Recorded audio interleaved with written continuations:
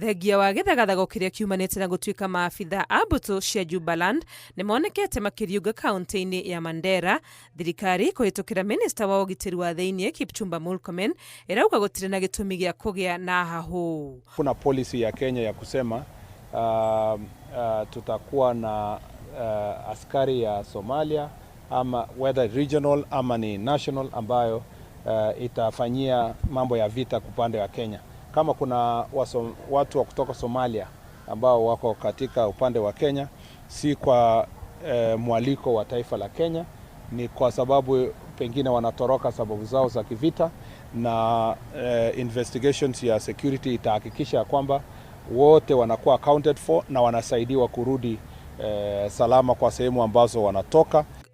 Murkomen ongereire ati ta bururi tukoretwo tukihurana na utoi no gutire hindi tungihota kuhingiriria aria turigainie gwitharira guku riria kwao kweha. Vita yetu ni dhidi ya mambo ya terrorism ambayo ina affect nchi yetu. Wale ambao wanatoroka kwa sababu wanatafuta usalama, tunawarudisha pia kwa upole kwa sababu hawana vita na sisi. Tunatafuta njia ya kuwarudisha na kuwaelekeza sehemu za nchi yao kwa njia inayofaa, na hiyo neno nataka niseme kwamba our security teams kwa nchi mzima wanashughulikia hiyo, hakuna wasiwasi yoyote. No mugaru na miario ya Murkomen, Senator wa Nandi Samson Cherargei arauga mihaka ya bururi ni igireirwo na maundu maya mari Mandera mafatie kurekererio maabitha a mbiraru.